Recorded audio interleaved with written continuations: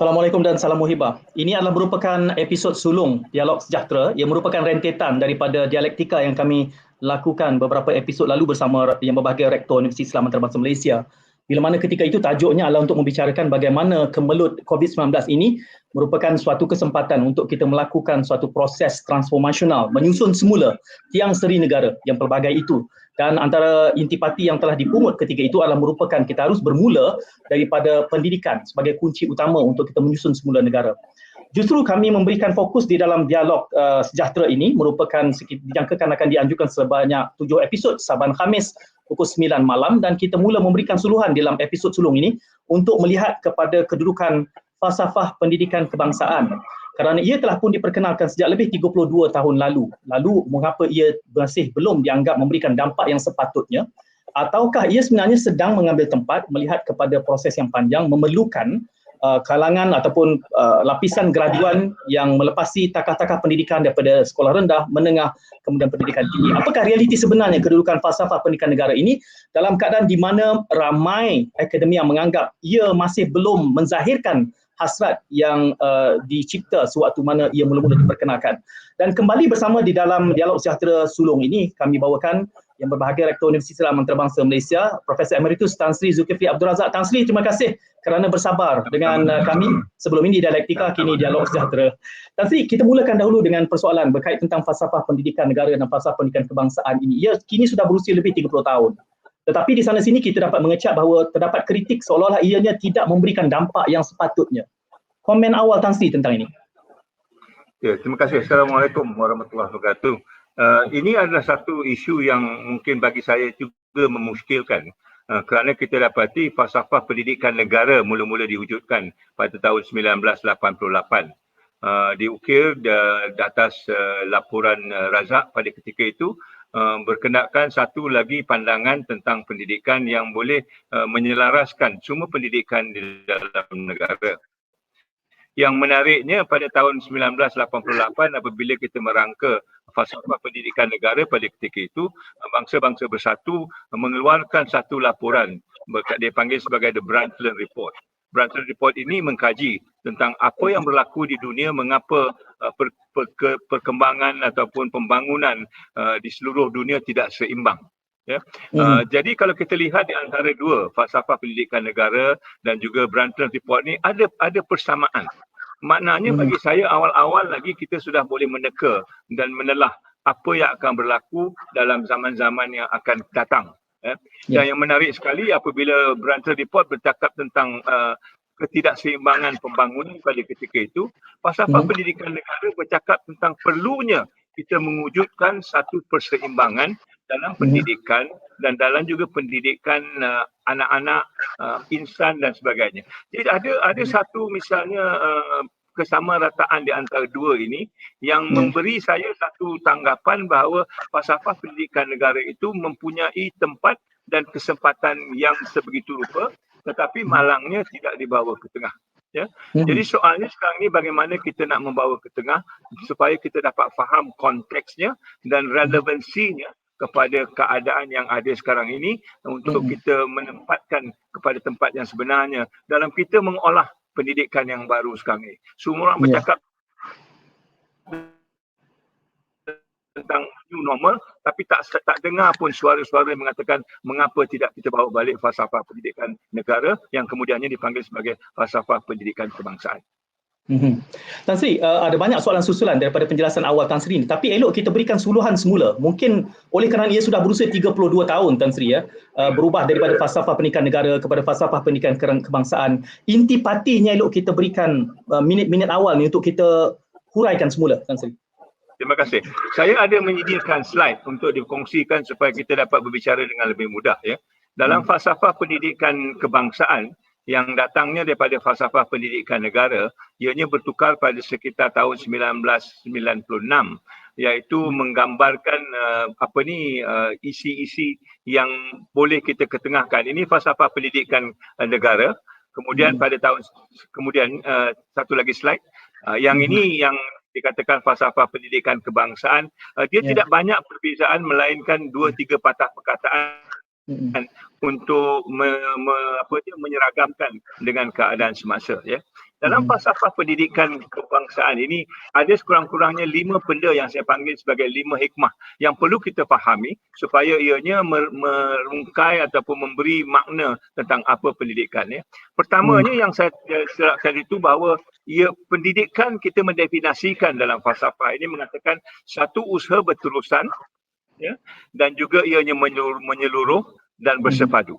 Maknanya dalam pendidikan di Malaysia ini 3 elemen ini mesti ada. Ianya mesti berterusan, ianya mesti menyeluruh dan juga bersepadu. Now, mengapa ini penting? Kalau kita ambil istilah-istilah ini dan kita sesuaikan dalam istilah-istilah moden yang kita gunakan sekarang ini, berterusan, usaha berterusan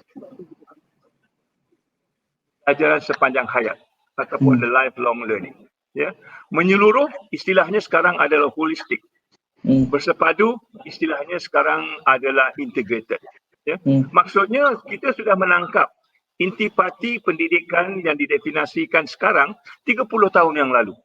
Tetapi kalau kita nak melihatkannya, di mana agaknya tempat-tempat di mana kita lihat pendidikan kita itu dianya berterusan ataupun menyeluruh ataupun bersatu padu. Pernah kita cuba membuat kurikulum bersatu padu misalnya, tetapi dia tidak begitu menampakkan apa yang diminta dalam falsafah pendidikan kebangsaan. Keduanya, dia mengatakan bahawa yang saya katakan tadi, falsafah ini tujuannya adalah untuk mewujudkan insan seimbang dan harmonis.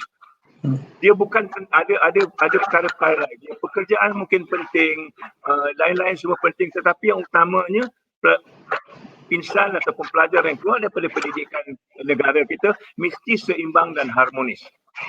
Ini penting. Keseimbangan itu apa yang dimaksudkan? Dirangkai pula di situ dalam slide tadi itu, kalau boleh kita tunjukkan balik 4 perkara, iaitu intelek, rohani, emosi dan juga jasmani. Maknanya pendidikan kita selengkap-lengkapnya mesti ada ini. Mesti ada akalnya, mesti ada rohaninya, mesti ada jiwanya dan juga mesti ada jasmaninya.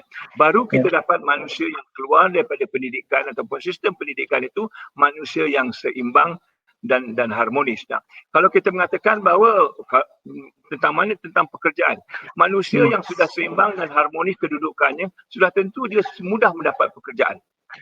Kita sekarang ni orang dapat pekerjaan tetapi saksiahnya ataupun pandangan alamnya tidak seimbang seperti yang dikatakan dalam Brunton Report dalam tahun 1987. Dan apa yang dimaksud dengan keseimbangan itu? Didefinisikan pula di sini, dianya berdasarkan kepada kepercayaan dan kepatuhan kepada Tuhan. Kita tidak payah melihat kurikulum orang lain, universiti orang lain, keseimbangan. Kita seimbang atas kepercayaan dan kepatuhan kepada Tuhan. Sebab itu agama dalam pendidikan kita penting. Ini menjadi asas ukuran apa yang dimaksudkan tentang keseimbangan. Kalau kita ikut ini kita tidak perlu berbincang tentang wasatiyah. Kita tidak perlu berbincang tentang kesederhanaan kerana ianya sudah ada dalam kurikulum kita sendiri yang menentukan bahawa orang yang keluar ini memang wasatiyah bentuknya. Kesederhanaan kesedarannya. Ini soal-soal yang saya rasa kita sudah terlepas. Bila kita tidak menggunakan falsafah pendidikan kebangsaan, sekarang ini mendapati isu yang dikatakan ekstremisme dan sebagainya. Dan akhir sekali dia mengatakan bahawa kalau sudah ada ini, apa jenis manusia yang kita nak hasilkan?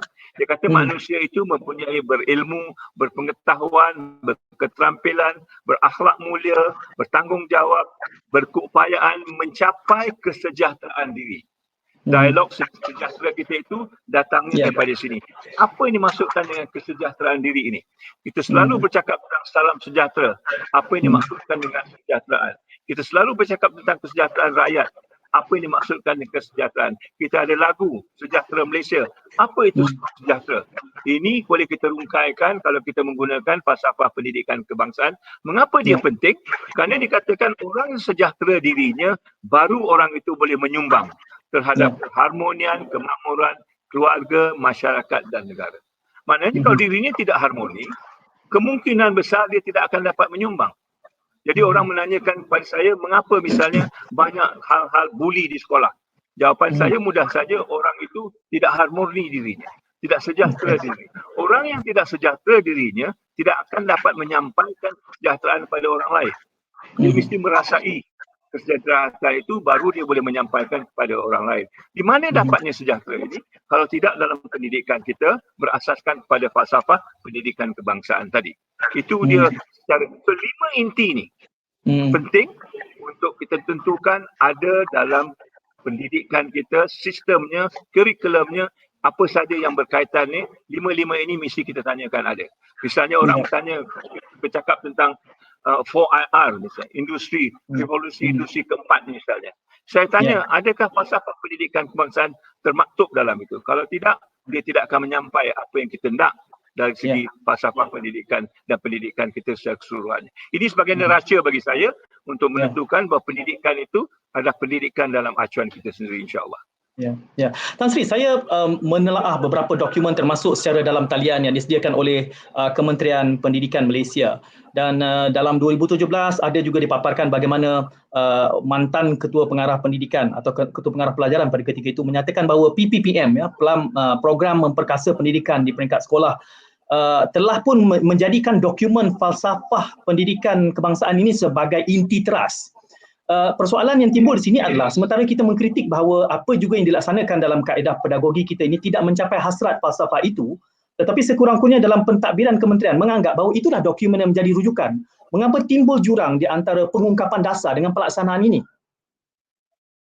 Jadi soalnya begini, kalau dalam blueprint itu, PPPM itu, memang betul dia katakan dianya berteraskan kepada falsafah pendidikan kebangsaan. Hatta kita dapat 6 aspirasi pelajar misalnya. Mesti berilmu, mesti dia berkepimpinan, mesti pandai bahasa, mesti ada etika dan kerohanian, mesti ada national identity dan sebagainya. Ini adalah kerangka besar yang menggambarkan falsafah pendidikan kebangsaan itu. Tapi soal kesejahteraan ini yang bagi saya menjadi intipati. Kesudahannya kita mesti menyampai kepada satu kesejahteraan. Istilah sejahtera itu tidak langsung ada dalam blueprint ini. Di mana hilangnya saya tidak tahu. Jadi kita boleh ada pemimpin, tapi pemimpin itu mungkin tidak sejahtera bentuk dirinya. Kita mungkin ada ilmu, tapi ilmu itu tidak menyampaikan kepada kesejahteraan. Kita mungkin berfikir, tapi pemikiran kita mungkin songsang. Jadi istilah sejahtera ini bagi saya adalah istilah kunci. Kalau tidak ada, maknanya masih ada kelompangan yang perlu kita isikan. Sebab itu istilah sejahtera itu menjadi satu istilah yang penting.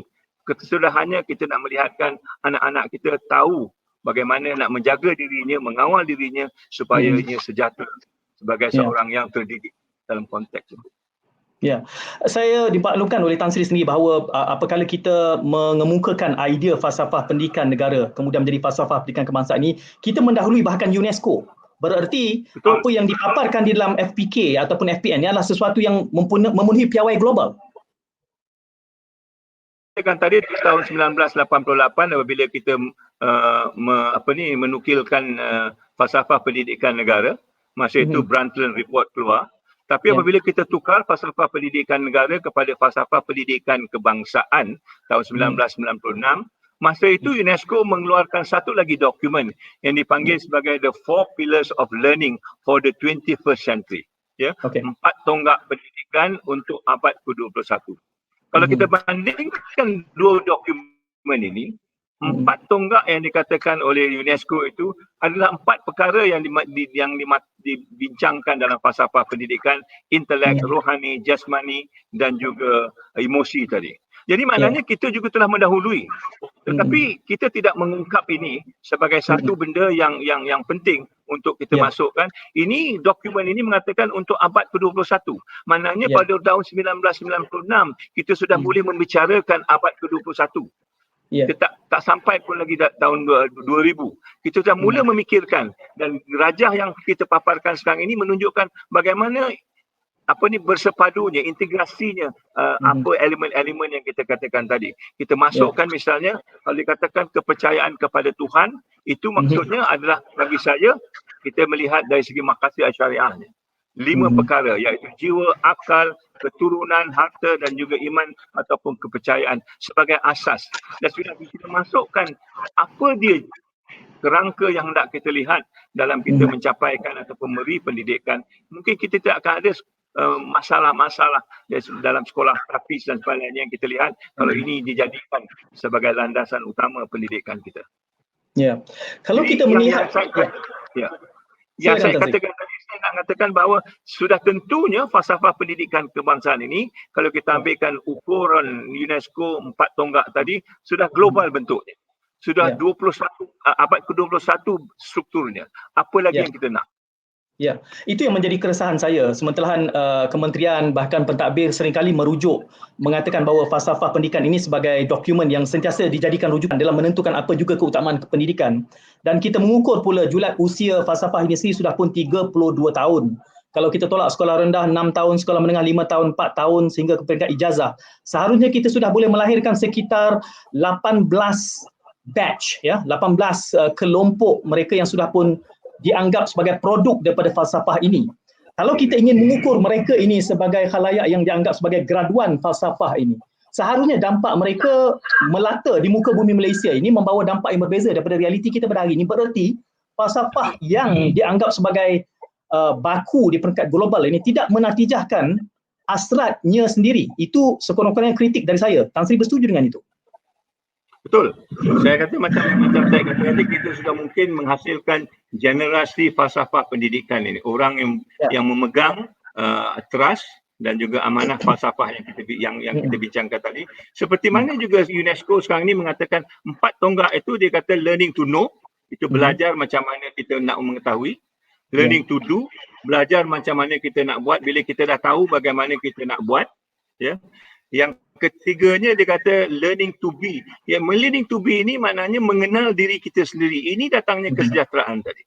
Learning to be itu mengenal diri kita sendiri, sama ada kita ini mempunyai nilai-nilai kesejahteraan tadi. Dan kemudian dia katanya, yang pengambil sekarang ini, learning to live together, belajar banyak macam mana kita nak hidup bersama. Orang yang sudah mengenal dirinya, ada ilmu, tahu macam mana nak lakukan, baru dia boleh hidup dengan orang lain. Ini masalah Malaysia. Orang Melayu dengan orang Cina, dengan orang India, dengan dusun dan kadang-kadangnya tidak tahu macam mana nak hidup dengan satu sama lain kerana nilai memahami dirinya sendiri itu tidak ada. Jadi kita masih memencil-mencilkan diri kita, sedangkan di peringkat global dia mengatakan ini perlu. Kita bercakap tentang warga negara global, the global citizenship yang berasaskan kepada nilai-nilai ini. Kalau kita tidak memupuknya, bagaimana anak-anak kita sudah menjadi global? Kita bercakap, pergi merantau, pergi global. Tapi kompetensinya, keterampilannya untuk menjadi manusia global ini tidak ada bagi kita. Kita asyik memencil-mencilkan diri kita dengan aliran sekolah yang berbeza-beza yang tidak juga menepati pendidikan yang dikatakan learning to live together tadi. Pendidikan adalah untuk kita bergaul, mengenali orang lain supaya kita dapat belajar daripada kelompok-kelompok yang lain. Ini yang saya rasa tercicir cukup banyak dalam pendidikan kita yang hari ini. Tan Sri, mari kita lihat ataupun memberikan seluruhan perbincangan ini dalam kerangka institusi, kerana kita boleh membahagikan institusi kepada dua sekurang-kurangnya, sekolah dan pendidikan tinggi. Kelihatannya seperti falsafah pendidikan ini lebih lunak untuk kita sebatikan dalam peringkat sekolah. Kerana apabila kita melihat kepada pendidikan tinggi, kita mula bercakap soal guna tenaga, menyediakan seumpama kilang mengeluarkan pekerja. Jadi tidak timbul langsung falsafah pendidikan di peringkat tinggi ini. Memang betul, saya setuju. Jadi kita menyediakan di peringkat rendah asas-asasnya. Di peringkat rendah untuk mendapatkan pelajar-pelajar bergaul sama satu sama lain. Soal ras, soal agama bagi mereka tidak kental masa itu. Kita masa kita budak sekolah, kita berkawan dengan orang siapa saja. Dan ini adalah nilai-nilai yang perlu dipupuk supaya mereka membesar, masuk ke universiti ataupun ke tempat-tempat pekerjaan, nilai ini sudah sebati dengan mereka. Mereka tidak merasa was-was bila melihat orang warna kulitnya lain ataupun mukanya lain, kerana mereka sudah terbiasa dengan hidup bersama menggunakan nilai yang dikatakan yang dipupuk dalam pendidikan asas tadi. Itu betul. Jadi maknanya kita memperbetulkan cara belajar, kefahaman, pandangan dunianya supaya bila dia masuk ke peringkat yang lebih tinggi, ini menjadi salah satu pemacu bagi dia. Jadi dia boleh misalnya berfokus tentang macam mana nak mencari pekerjaan bukan saja di Malaysia tetapi di tempat lain. Kerana apa? Kerana dia ada kemahiran untuk bergaul dengan orang lain. Dia tidak takut misalnya kalau kita masuk kedai tidak ada makanan halal misalnya.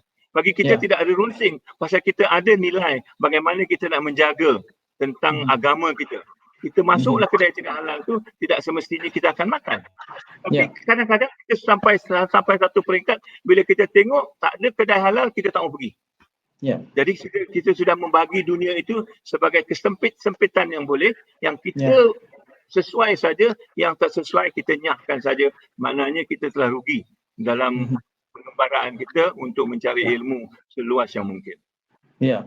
Tan Sri, masih lagi bercakap soal institusional kerana saya cuba mencari jalan keluar kepada kita melakukan sedikit gap analysis ya, mengapa ungkapan ataupun falsafahnya baik namun dari segi dampak pelaksanaannya tidak berbekas. Sekurang-kurangnya bila kita bercakap soal bagaimana ia cuba dibawa di dalam kerangka pendidikan sekolah, PPPM itu sendiri, saya melihatkan tidak ada penegasan yang jelas khususnya dalam konteks latihan guru untuk membawa falsafah pendidikan ini di dalam pedagogi, di dalam pengamalan harian mereka. Selama guru-guru tidak disediakan dengan skill set dan juga mindset untuk mengangkat falsafah ini, selama itulah anak murid akan hanya seperti free for all, menerima apa saja tanpa ada struktur dan kerangka yang tepat nak membawa falsafah ini. Namanya pun falsafah, Tan Sri. Jadi itu tidak dibereskan, berarti kita tidak boleh mengharapkan apa-apa kesan daripada falsafah ini untuk tempoh 5, 10, 15 tahun akan datang. Tujuan kita mengadakan itu kalau saya ingat ya adalah untuk kita berlumba dengan asas pisah. Fokusnya bukan falsafah.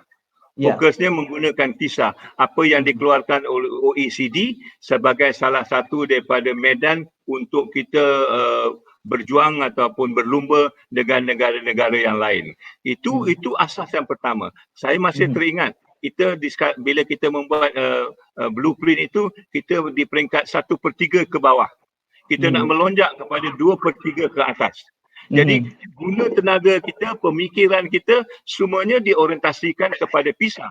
Apa yang pisah nak kita cuba lakukan. Kita memberi latihan to be kepada pelajar kita supaya mereka dapat menjawab soalan-soalan pisah ini supaya kita naik ke atas. Ya. Dalam keadaan itu kita sisirkan falsafah pendidikan. Kita boleh samaratakan sebenarnya apa yang dikenakan dengan pisah dengan falsafah, tetapi oleh kerana ketaksuban kita mengukur diri kita dengan ukuran orang lain yang global kononnya, kita tidak langsung melihat apa yang ada pada diri kita. Ini kritikan saya yang memang saya tidak akan beralah lah. Kita selampau sangat taksub dengan ukuran lain. Sudah saya katakan tadi, kalau kita ambil falsafah pendidikan negara, kita letak dia sama dengan UNESCO, the 4 pillars of learning, kita sudah global. Kita sudah global. Jadi kita tak perlu mencicirkan apa yang kita ada, malah kita bina. Kita bangunkan supaya kita boleh samaratakan dengan kedudukan global yang perlu bagi kita. Ya, berarti apa yang saya lihat Tan Sri, pertamanya Tan Sri konsisten di dalam menongkah arus ya, kalau saya boleh sifatkan sebegitu. Bahkan tahniah Tan Sri, 2 shortlisted baru ini anugerah di mana UIA sendiri mendapat tempat penganugerahan yang dilaporkan. Tahniah. Dan itu sendiri saya anggap sebagai suatu pendekatan yang menongkah arus. Cumanya Tan Sri, dalam keadaan kita menongkah arus ini, ada yang bimbang sehingga kita tidak, apabila kita tidak menganuti KPI, PISA, Times ranking ini semua menyebabkan kita di mana kerelevanan kita dalam nak mengukur kita ni berada di mana dalam konteks regional dan konteks antarabangsa. Jadi sejauh mana kita harus punya keberanian ingin mengangkat falsafah ini di waktu yang sama untuk kekal relevan dalam persaingan pendidikan ini. Kerana saya dapati Kementerian Pendidikan sendiri sekurang-kurangnya selalu sahaja melihat kepada Finland misalnya. Tiba-tiba saja 2-3 tahun lalu Finland mengatakan bahawa kaedah pendidikan mereka sudah obsolete. Jadi mereka sendiri sudah mula mencari suatu kaedah ukuran baru. Tetapi oleh kerana kita cuba mengikuti mereka, seolah-olah kita tidak cukup upaya untuk membina istilah yang Tan Sri gunakan, mantan Perdana Menteri gunakan, acuan sendiri ni. Kita tidak cukup berani Tan Sri untuk membina acuan pendidikan sendiri. Itu saya akui. Itu maknanya kita mempunyai satu inferiority complex ya.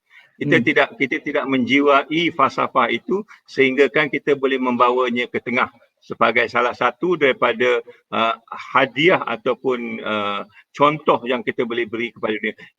Dalam perbualan kita yang lalu saya bercakap tentang Bhutan. Bila mereka mengenengahkan konsep the gross national happiness. Sebuah negara yang kecil yang tidak dikenali oleh semua orang berani mengutarakan satu konsep yang begitu abstrak pada tahun 1970-an dan sekarang ini digunakan di semua agensi-agensi antarabangsa termasuk bangsa-bangsa bersatu kerana merasakan ini adalah satu nilai yang penting. Maknanya orang-orang Butan mempunyai satu jiwa yang lebih besar daripada kita, Syed. Mengatakan bahawa ini penting bagi mereka dan mereka nak kongsikan kepada dunia hatta dunia mengambilnya kerana mengiktiraf bahawa perkara ini penting. Kita tidak berbuat sedemikian. Kita cukup suka beralah melihatkan orang lain mungkin kulitnya agaknya lebih putih daripada kita ataupun rambutnya lebih terang daripada kita. Kita mengaku kalah saja. Kita tak mengatakan saya ada yang ini. Apa bezanya yang saya ada dengan apa yang Tuan ada. Kita tidak berhujah sedemikian. Dan tidak pernah dengar kita menghujahkan falsafah pendidikan kebangsaan di peringkat antarabangsa pun. Ya, Tan Sri, dalam keadaan apa yang diperlukan oleh Malaysia kini adalah merupakan political will ataupun wewenangan siasah, ya. Kelihatannya kita sini di Malaysia ini agak feudalistik di mana prosesnya harus top down. Sedangkan saya melihat Tan Sri selama bertahun membincangkan ini soal pendekatan yang di luar kotak, ya, acuan sendiri. Namun dalam keadaan kemelut semasa kita minggu lalu kita bercakap soal bagaimana COVID-19 ini merupakan suatu ancaman yang menjadi kesempatan. Apakah langkah kehadapannya apabila kita melihat ini kesempatan untuk menyusun semula?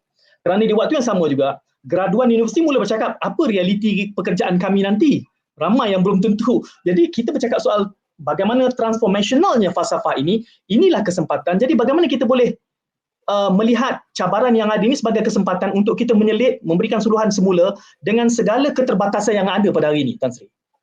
Keterbatasan itu bagi saya adalah keterbatasan yang diada-adakan.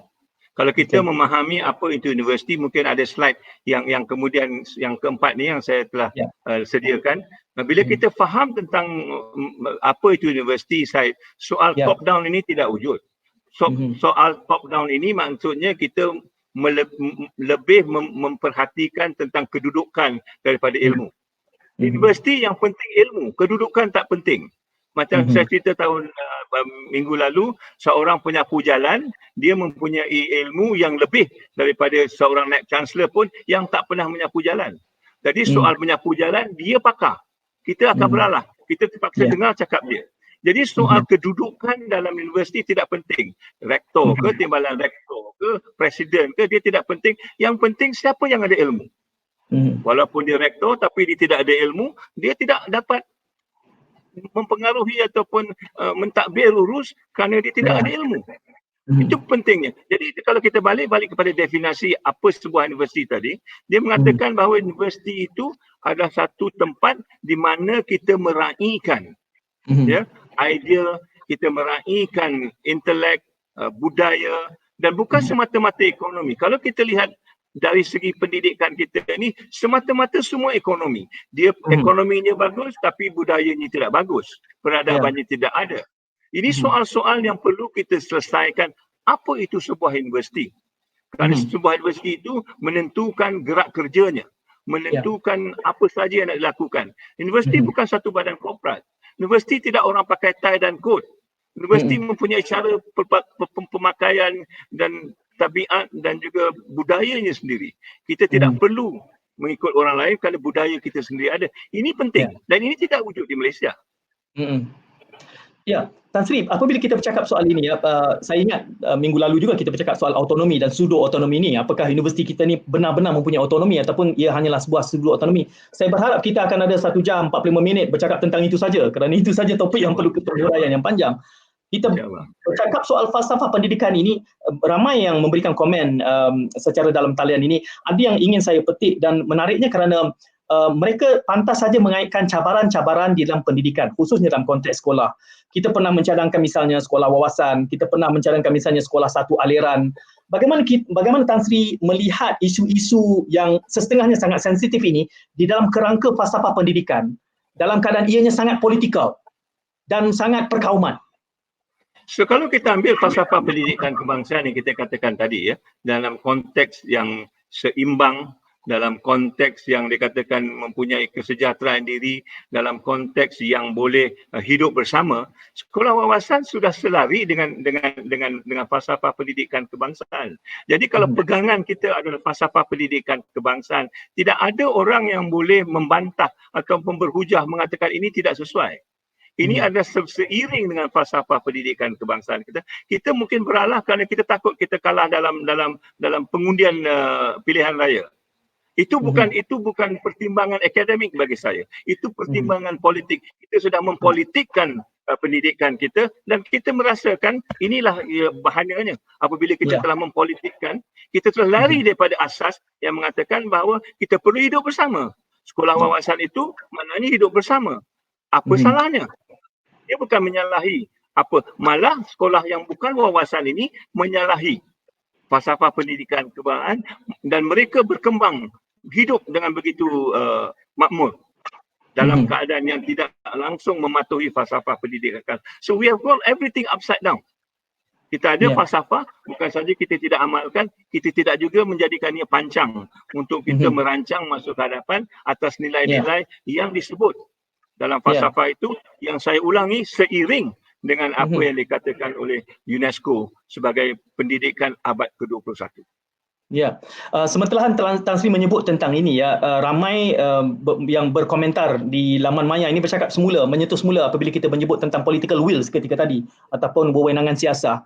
Menariknya adalah kerana sekiranya kita meninjau dalam keadaan political setting yang ada ini dengan teras-teras yang dipancapkan kepada etnik tertentu. Baru-baru ini juga orang mempolemikkan tentang bajet tertentu diberikan kepada college tertentu yang dimiliki oleh kelompok tertentu.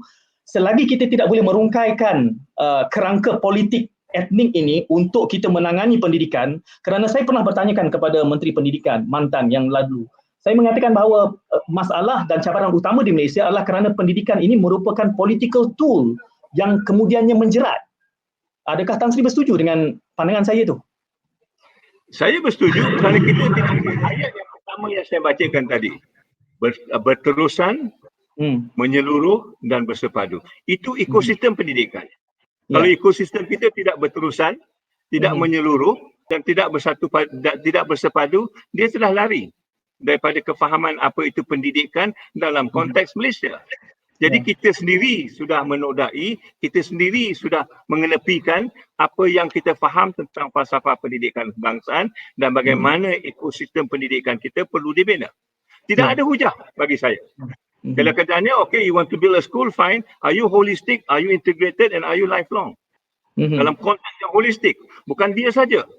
Dalam konteks negara. Kalau dalam konteks yang lebih universal. Ini soal-soal yang perlu ditanya. Tapi kalau ini tidak ditanya dan dibiarkan juga, kita akan dapat keadaan yang macam inilah. Makin lama makin teruk. Kerana orang sudah berani mesepak tendang falsafah kita dan tidak mengapa dalam konteks ini. Ya, saya sangat mengalu-alukan. Saya menjangkakan mungkin ramai warga pendidik, khususnya guru yang juga menonton.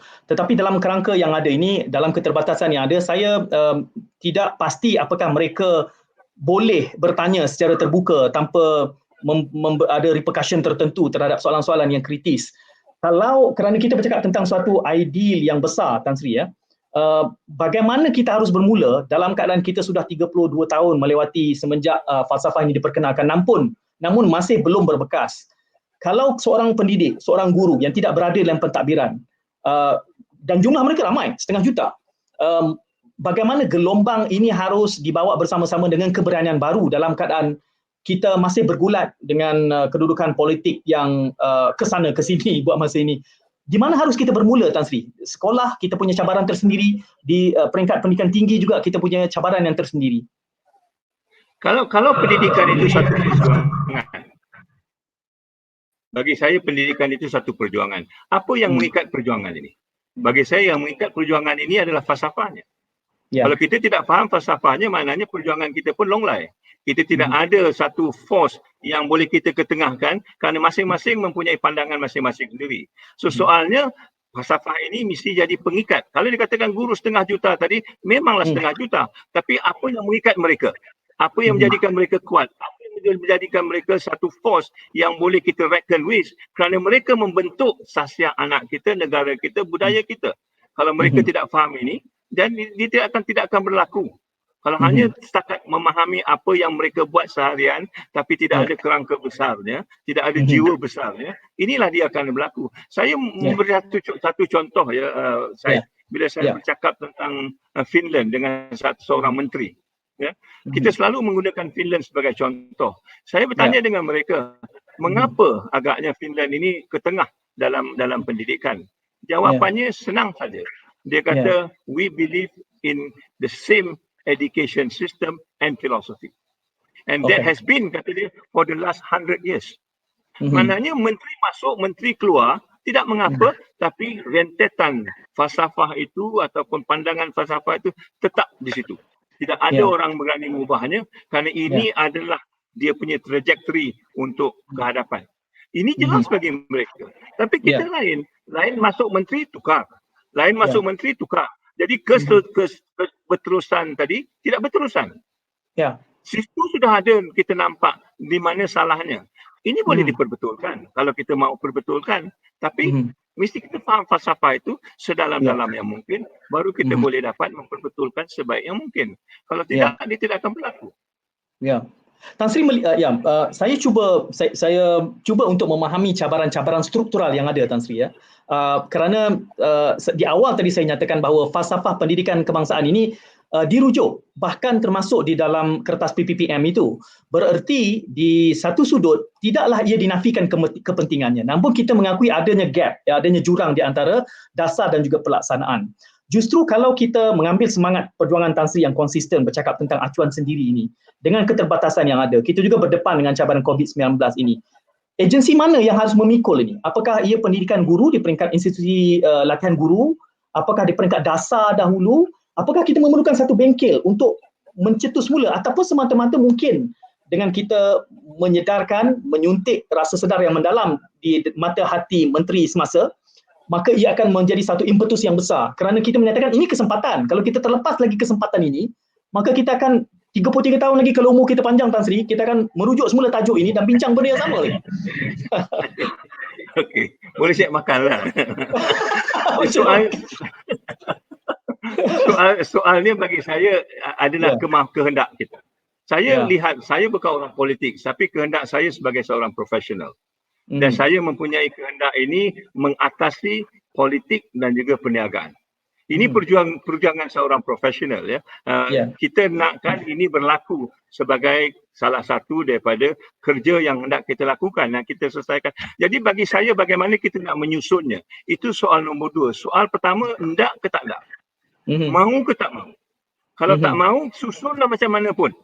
Kalau kita lihat susunan kementerian, agaknya saya tahu, kalau di Jepun, kementerian pendidikannya termasuk sains, termasuk teknologi, termasuk sukan, termasuk budaya dan termasuk pendidikan. Segala benda ada di kementerian pendidikan.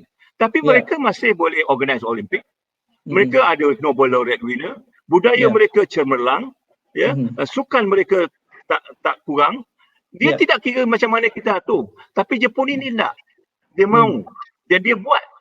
Jadi kita mengatur. Kejap satu kementerian, kejap dua kementerian, kejap gabung balik. Dia tidak akan berlaku selagi kita tidak mahu dan tidak hendak. Kehendak itu daripada mana? Daripada profesionalnya. Orang-orang profesional ni mesti mengatakan, this is what I want and I want to work with this. And I want to work on this. Dia dalam classroomnya, dia boleh mengajar macam di universiti. Kita akan cuba. Kalau yang kita menang ni, alhamdulillah ni, kita tidak mengikut langsung aturan-aturan KPI ni. Dalam yang kita menang 2 ni tak ada KPI pun.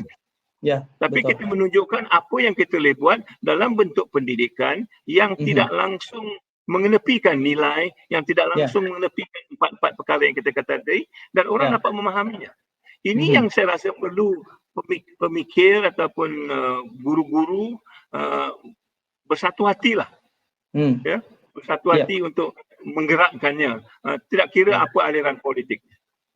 Sementara Tan Sri bercakap itu, saya lihat ramai yang memberikan persoalan dan komentar tu, ramai yang mengiyakan apa yang Tan Sri sebut. Kalau ada persoalan yang ingin dikemukakan secara lebih spesifik, boleh kita tanyakan. Seperti saya sebut, Tan Sri, kalau mereka merupakan warga pendidik, saya membayangkan mereka ada psychological barrier untuk bertanyakan soalan kerana keterbatasan dan budaya yang ada. Saya tidak menyalahkan mereka kerana kita melihat itu begitu mengakar dalam budaya kita, menyebabkan cabaran untuk mengemukakan acuan sendiri itu akan lebih terhambat, Tan Sri. Itu yang saya ini saya menunjukkan kegagalan pendidikan. Dalam pendidikan kalau kita ketakutan, kita tidak boleh belajar. Dalam pendidikan kita mesti berani. Kita mau bertanya, kita berani membuat salah. Dalam pendidikan kalau kita tidak berani membuat salah, tidak berani bertanya apa yang kita nak belajar. Jadi kita duduk seperti melukut di tepi dan gantang, apa orang bagi kita ambil, faham tak apa, nak bertanya tak berani. Kesudahannya inilah jadinya. Graduan-graduan yang keluar tidak dapat berfikir dengan matang, tidak mempunyai naluri untuk bertanya. Dan kita bercakap tentang kreativiti, kita bercakap tentang inovasi. Ini semua mempunyai satu implikasi yang besar. Yang berani melongkah arus seperti yang mana saya kata. Setakat bertanya tak berani, arus apa yang kita nak tongkang? Ini budaya-budaya pendidikan yang perlu ada. Supaya dia dapat hidup dengan sendirinya. Kalau kita tidak rebut ini ataupun kita tidak asuh ini, dia tidak akan berlaku. Mengapa anak-anak kita bila pergi ke seberang laut, mereka boleh berjaya? Di sini mereka tidak begitu berjaya sehingga orang mengata ijazah tempatan ijazah kelas kedua, ijazah seberang laut baik. Kerana didikannya selain. Boleh bertanya, boleh argue dengan guru, boleh berkawan dengan lecturer. Sini tak boleh. Ataupun tidak menjadi budaya lah dalam konteks ini. Apabila Tan Sri bercakap soal otonomi tadi, mungkin ramai yang melihat bahawa otonomi ini relevan untuk dipolemikkan dalam kerangka pendidikan tinggi. Tapi saya mendapati Tan Sri sekolah-sekolah yang mana guru besarnya atau pengetuanya juga diberikan otonomi adalah merupakan sekolah-sekolah yang akan melahirkan produk ataupun graduan pelajar yang luar biasa. Dan kita sudah ada anekdot-anekdotnya termasuk sekolah amanah Tan Sri. Berarti apa yang menghalang kita untuk memberikan otonomi sebenar ini kepada para guru besar dan pengetua kita, melainkan halangan-halangan yang bersifat politikal? Mungkin politikal, mungkin juga struktur. Kadang-kadang hierarkinya, susunannya terlampau steep ya. Kalau dia nak menapur, nak melukar 1 minit mungkinnya 1 minggu baru. Ini yang perlu kita lihat dari sekolah amanah misalnya, kita sedang meleperkan supaya mereka boleh berbincang sama mereka dan membuat pertukaran tanpa kadang-kadang merujuk kepada guru besar kerana mereka juga ahli dan pakar dalam bidang mereka. Saya balik kepada cerita orang menyapu jalan tadi. Mereka pakar, apa lagi perlu dia merujuk kepada Naib Chancellor ataupun Rektor. Sama ada nak pakai penyapu lidi atau penyapu buluh, macam mana saya nak menentukan, saya tidak ada ilmu itu. Jadi ilmu itu kita beri kepada mereka. Sebab itu kita katakan tadi, the authority of ideas itu penting. Orang yang mempunyai idea itu adalah orang yang akan memimpin. Bukan orang yang mempunyai pangkat dan kedudukan.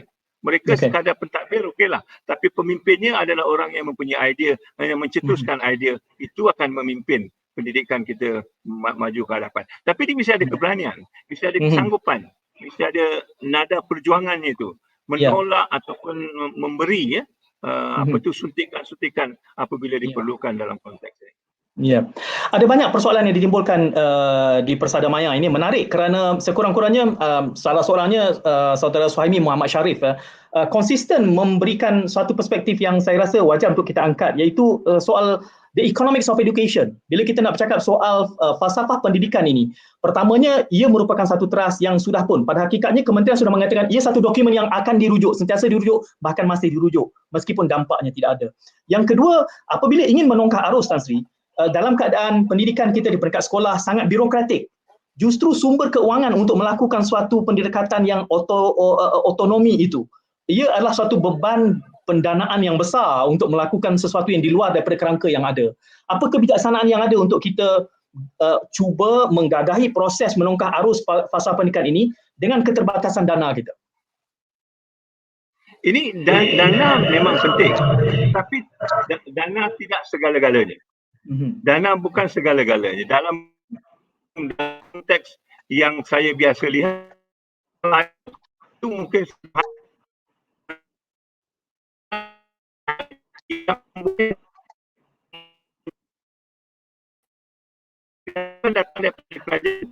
di sini saya rasa ada kepentingan bagaimana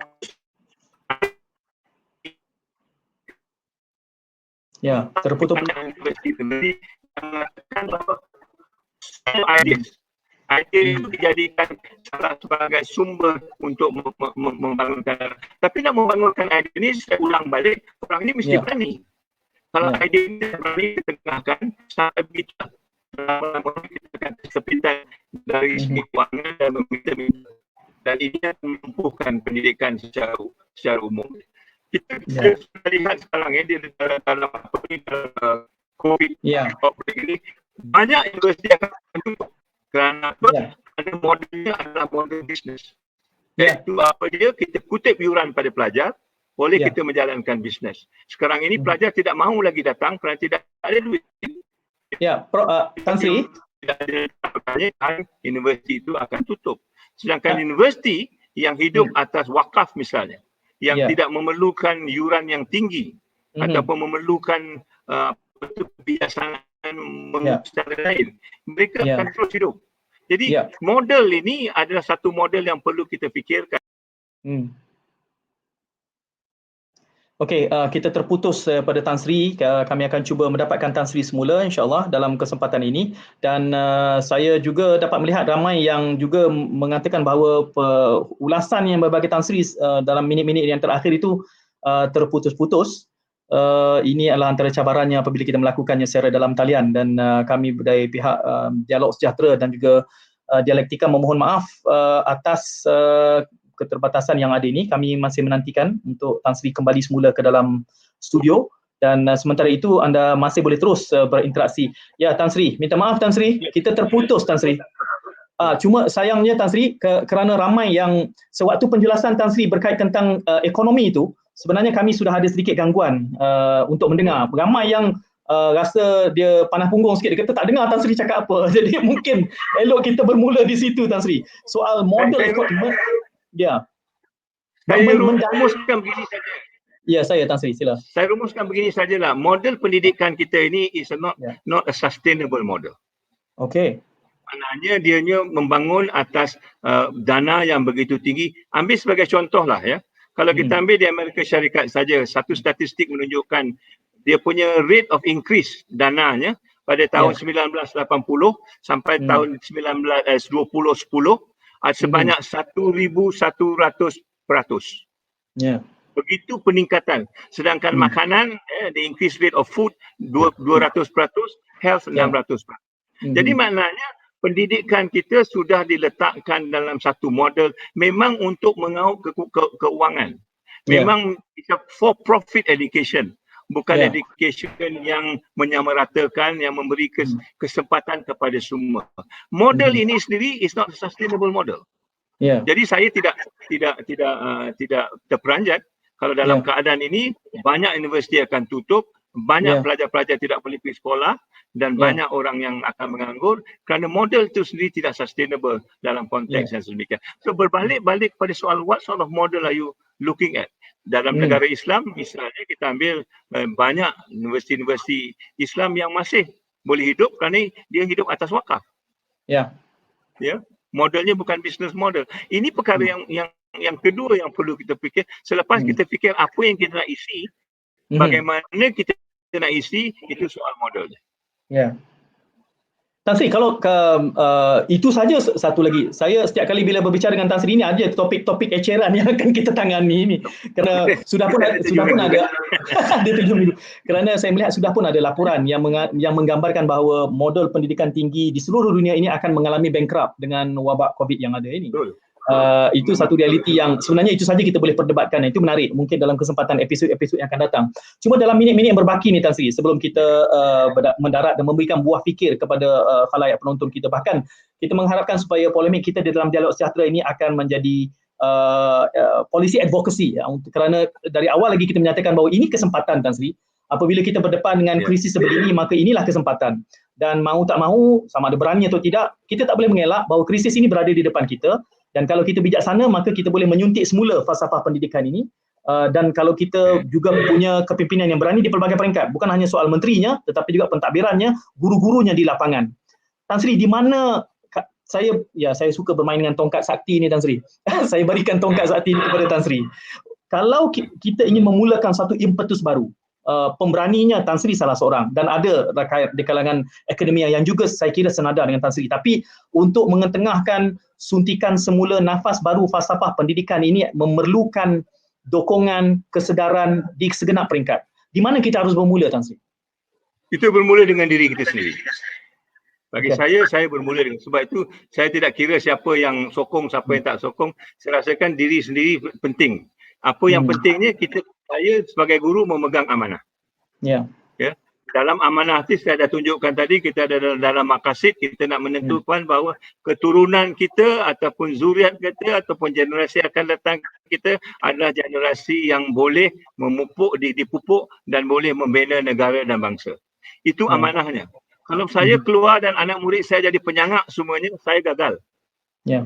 Ya, dan saya tidak layak menjadi guru. Saya patut resign je. Itu dia tuntutan yang ada pada diri saya. Jadi kita tidak berkompromi. Dalam hal ini kita tidak berkompromi kerana ini amanah yang saya pegang dan saya akan dipersoalkan. Saya jadi rektor di UIA. Orang akan mempersoalkan saya, 2 tahun di UIA, apa awak dah buat? Mengapa begini UIA itu? Saya perlu jawab. Saya tak boleh kata, ini menteri tak suruh. Ini pekeling tidak ada. Ini politiknya tidak kena. Semua jawapan itu bukan soal jawapan akademik yang tidak kena-mengena dengan saya. Saya mesti ada satu jawapan yang mempunyai pemikiran akademiknya, intelektualnya yang mengatakan ini saya lakukan kerana ini dia natijah. Bukan kerana saya nak dapat Tan Sri ataupun nak dapat pangkat, nak jadi ketua ini. Itu nombor 2. Itu yang menghantui pendidikan kita. Orang duduk atas kursi ini, lepas tu tak mau keluar kerana apa? Kerana menunggu habuan masing-masing. Dan dikorbankan siapa? Generasi kita. Anak cucu kita. Ini yang menjadi satu lonjakan bagi saya. Tak payah orang lain suruh. Kalau setiap guru ada ini, besok kita dah boleh ubah. Ya. Tan Sri, semangat itu mungkin compatible untuk kepimpinan di peringkat IPT. Apakah semangat itu juga boleh kita emulate, kita zahirkan, kita lakukan di peringkat kepimpinan sekolah mungkin? Apakah kita boleh juga melakukan? Ini adalah amanah pendidikan. Di mana saja dia.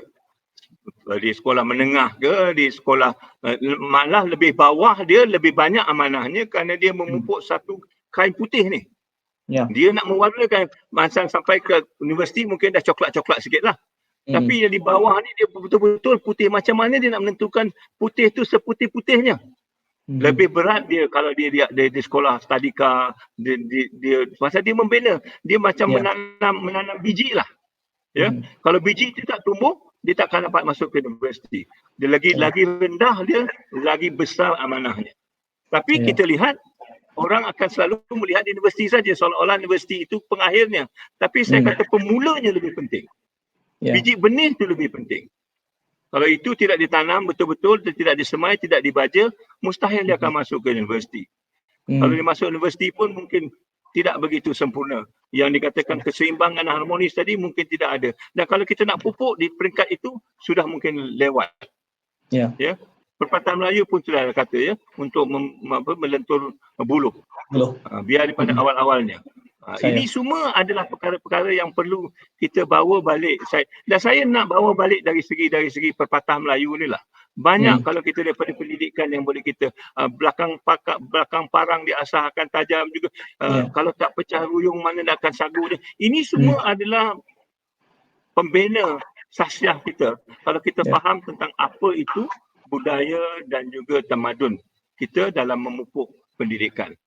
Tapi orang tak cerita ni. Orang suka cakap tentang AI, online, tanya ruyung ni pun tak faham agaknya. Tanya batuk pun tak tahu dia. Kerana kita dah terlampau mencari orang lain punya yang kita punya, kita tidak langsung hiraukan kerana nilainya bagi kita tidak penting. Tan Sri, kita di hujung waktu, saya mewar-warkan sekali lagi bahawa Dialog Sejahtera ni Tan Sri adalah merupakan anjuran dialektika dan juga Sejahtera Center. Kami bawakan kepada anda Saban Khamis pukul 9 malam.